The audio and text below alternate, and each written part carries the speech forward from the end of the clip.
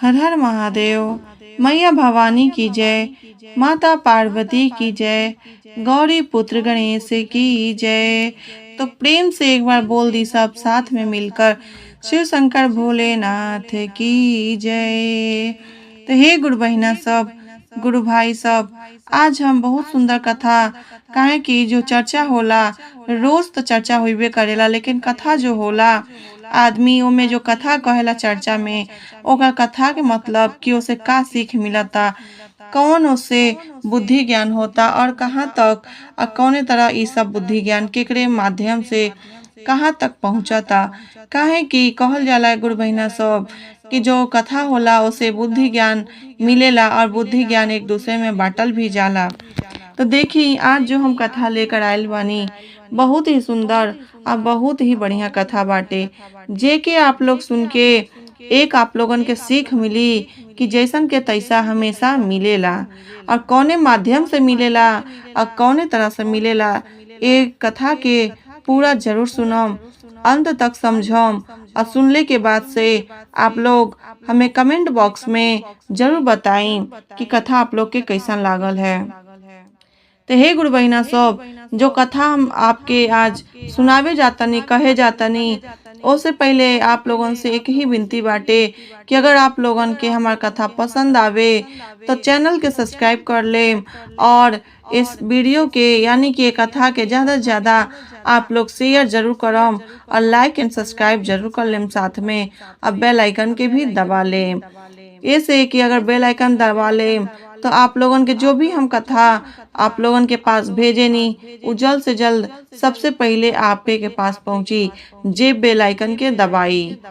तो यही से आप लोगन से विनती बाटे और एक बार प्रेम से बोल दी, भगवान शिव शंकर भोलेनाथ की जय, गौरी पुत्र गणेश की जय। तो ये कथा के पूरे प्रेम से अंत तक और पूरे भाव से अंत तक जरूर सुनी, काहे कि जे शिव गुरु के भक्त हुई वही कथा जरूर पूरा अंत तक सुनी। काहे कि कोई भी कथा आधा अधूरा में छोड़ के नहीं जाए चाहिए, तो कथा जरूर पूरा सुने के चाहिए। तो आज जो कथा हम ले आयल बानी एक सास और पतोह के ही बाटे, जो आप लोग हमेशा सुनत हो कम कि सास पतोही के कथा ही हमेशा काहे होला, लेकिन देखी भगवान भी कैसन लीला रचले बाने कि ई रिश्ता जो बाटे वो रिश्ता ये दुनिया में नाचत बाटे। सास पतोह से हो, माई बेटा से हो, चाहे बेटी से हो, बाप बेटी से हो, चाहे पति से लेकर पत्नी तक हो, सारा रिश्ता एक दूसरे में नाचत बाटे। वही तरह कथा जो बाटे यही रिश्ता पे आधारित बाटे, सास पतोह पे। एक सास रहली बेचारी, बहुत बढ़िया रहली और अपने समय भइले पे यानी कि अपने बेटा के उम्र भइले पे वो अपने बेटा के बियाह कर देली। लेकिन वो बेचारी बूढ़ी शिव गुरु के भक्त रहली, रोज प्रतिदिन जहाँ भी कहीं चर्चा होके तो शिव चर्चा में कथा सुने जा। लेकिन उनका जो पतोहिया आ गई रहली, उ सुनत सुनत देखत देखत उनसे हार गई रहली। कहत रहली, देखा न बुढ़िया घरवा के काम नहीं करेले लेकिन कथा सुने पहले जाले। तो देखत देखत रहली, एक दिन कही का देली, के बूढ़ी तू कहाँ जा तलू, हम पुरनका जमाना के नहीं हई, हम नयका जमाना के हई। तोरे लिए हम घरे इतना परोसा बना के दे देम, परोसा मतलब खाना बना के धो देम का कि तू गांव घूमबू और हम तोरे लिए खाना बना के रखी। ऐसन बाटे कि तू आज से सारा घर के काम करबू और हम अपन बैठा रहम, जौन हमके करे के रही करम। यही तरह से कोई कि अपने सास के कहली कि रोज दिन तू अपन काम कर लिए तब्बे चर्चा सुने जइह। काहे कि चर्चा से उनके पतोह के बड़ी जलन रहे। तेही से वो चर्चा के लिए का कैली कि न इनके समय मिली न चर्चा करे जई हैं। लेकिन भगवान के लीला भी अपरंपार बाटे, उनके कहीं न कहीं से समय जरूर मिल जा कि शिव चर्चा कथा में रोज पहुँची जा, चाहे 100 पतोहिया सुनावे तक का वो रोज पहुँचिए जा। अब पहुँचला के बाद से शिव चर्चा कथा सुन के गाना बजाना भजन सब कोई सुन के बेचारी प्रसाद लेके घरे चली आवे। अब फिर आवे बेचारी कमवे करे। तो एक दिन बेचारी के नींद लग गई, वही काम करत करत सुत गईली। तो वही समय उनका पतोहिया आ पड़ली। कहत का बाड़ी के बूढ़ी काहे सुतल बारू, कमुआ के करी। तो कहत अली अरे बेटा हम सुत गई, नींद लाग गई हवे। अब जनते बानी सब गुरु बहिना कि जो बूढ़ होला जेकर समय ढल जाला तो उनके कितनो काम करवाई चाहे कुछ भी थकान तो अबे करी। जवानी में आदमी कहेला काम कितनो कली नहीं थकान आई, लेकिन जेके बुढ़ापा आ जाला ओके तो भाई एकदम जो कहल जाला मुमकिन से बाती बाटे कि भाई उनके थकान होइबे करी। तो वही तरह बेचारी के थकान हो गई। तो कहत का बाड़ी कि रुका जिनके गर्दन में हम गटई में आज एक घंटी लगा देतनी, आई घंटिया जब बांध देम तो हमेशा काम करी है तो बाजल करी। उनके बेचारी गाय बछिया नियर बेचारी के घटई में घंटी बांध देहली। तो उ कहली कि ए बहू काहे तू बांधा तलू। तो कहतली कि हमेशा बांधा तनी कि तू कमवा करबू तो हमेशा हिलल करी, और जब सुत जेबू तो हमके पता चल जाई जब घंटी नाई बाजीते। कहतली अच्छा ठीक बा। यही तरह से कह के बेचारी कहतली ठीक बा, काम करे लगली। उनका पतो ही भी चली अली, लेकिन कहल जाला जैसन के तैसा मिलबे करेला। ऐसा समय आयल कि उन्हों के जो एगो बेटा रहने बाहर पढ़त रहने, उहो समय पे गाँव में चल गई ने। पढ़ाई लिखाई खत्म होते जब पढ़ाई लिखाई खत्म हो गई गाँव में चल गई ने, तो उन्हों के शादी बियाह क देहली। ई जो बूढ़ी के पतोह रहली उ क देहली अपने बेटा के बियाह। जब बेटा के बियाह कैली तो उनकर जो पतो ही अली कहत रहली हम घर में देखे नी सुने नी कि सब केहू घर में बाटे, सास ससुर बाने, ननद भौजाई सब केहू बाटे, जेठानी देवरानी फुआ फूफा सब केहू बाटे, आखिर दादी जी कहाँ बानी। बेचारी एक दिन लगली खोजे अपने दादी जी के। खोजत खोजत रहली तो उनके गटैया में जो घंटिया रहल हिल गई। जैसे हिलल तो गईली खिड़किया से झांके तो देखा तली अरे दादी जी के गटई में तो घंटी बन्हाइल बा। अब तो पूछे लगली के मम्मी जी काहे दादी जी के गटई में घंटी बन्हाइल बात। कहतली अरे हमन यहाँ के रिवाज हवे कि जे बूढ़ हो जाला ओकरे गटई में घंटी बन्हालत। कहतली अच्छा ऐसा रिवाज हवे तो काहे इनके गटई में घंटी बन्हाइल बा।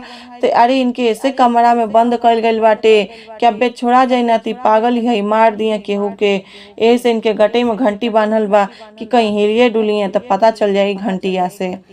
कहतली अच्छा ठीक बात। जो उनको पतोहिया रहली अपने नैहरे इथी भेजावतली जो कहल जाला कि हई अपने सास से कहतली और खबर पहुँचवली अपने नैहरे। तो अपने सास से का कहतली कि देखो ई तो रिवाज कहतली हमार बूढ़ी हमसे आई दादी जी के गटई में घंटी बन्हाइल बात कौना तरह से कहतली। अपने शिव गुरु के कौने भाव में कहतली ध्यान से सुनो हम लोग। ई कौना रिवाज निभौले बानी सासू जी, ई कौना रिवाज निभौले बानी सासू जी, दादी जी के घंटी तो पेन्हौले बानी सासू जी, दादी जी के घंटी तो पेन्हौले बानी सासू जी, ई कवन रिवाज निभौले बानी सासू जी, ई कवन रिवाज निभौले बानी सासू जी, दादी जी के घंटी तो पेन्हौले बानी सासू जी, दादी जी के घंटी तो पेन्हौले बानी सासू जी, निभौले बानी सासू जी, निभौले बानी सासू जी, दादी जी के घंटी तो पेन्हौले बानी सासू जी। कहतली कवन रिवाज निभौले बानी कि दादी जी के घंटी पहना देले बानी। कहली अच्छा रुक तुअरियो बुढ़ापा समय आई तो के हम घंटी बांधम। लेकिन इ तो बेचारी पतोहिया उनकर बूढ़ी के जो नातिन पतोही रहली उन नातिन पतोहिया कहतली रुक तुअरियो बुढ़ापा समय आए हम बांधम। तो उससे पहले ही का कहतली अपने नैहरे खबर पहुंचा देली। कौने भाव में कहतली कि सब कुछ तो देला जन यहाँ का रिवाज हवे तू तो देहबे नहीं कैला लो तो चलो अब दो लोग बहुत जरूरी हवे। तो कौने भाव में कहतली नैहर में खबर भेजौले बाड़ी पतोहिया, नैहर में खबर भेजौले बाड़ी पतोहिया, 5 किलो के घंटा मंगौले बाड़ी पतोहिया, 5 किलो के घंटा मंगौले बाड़ी पतोहिया। नैहर में खबर भेजौले बाड़ी पतोहिया, 5 किलो के घंटा मंगौले बाड़ी पतोहिया, 5 किलो के घंटा मंगौले बाड़ी पतोहिया। अब 5 किलो के घंटा तो मंगा देली। अब मंगौला के बाद से जब अपने सास के बांधे गईली तो कहत का बारी उनका सासू वो बूढ़ी के पतो कि कौन चीज हमरे गटई में बांधे ले आइल बाड़ू। तो कहतली हुए जौन रिवाज हवे हमा के। कहतली कवन रिवाज? इहे जौन आप दादी जी के गटैया में बंधले बानी घंटिया। तो मान लियो समय में तो छोटहन मिले, लेकिन हम तो आज के समय के हई तब 5 किलो के घंटा मंगौले बानी आपके गटैया में हम बांध दी। आप काम करम चाहे कहीं भी जाई तो हमके पता लग जाई। तो उ सोचे का लगली शर्मिंदगी उनके महसूस भइल कि देखा ने हम जैसन कोई नहीं हमरे ऊपर आ पड़ल। तो कैसे कहतली शिव गुरु से, जैसन करनी करब हो, जैसन करनी करब हो, ओइसन तोहार रेट बाए दाता, ओइसन तोहर रेट बा विधाता। जैसन करनी करबा ओइसन तोहर रेट बा, अरे सब कामे इहे ते सेट बा, अरे सब कामे इहे ते सेट बा। हमर शिव गुरु के ऐसन इंटरनेट बा, हमर शिव गुरु के ऐसन इंटरनेट बा, सब काम सेट बा हो, सब काम सेट बा।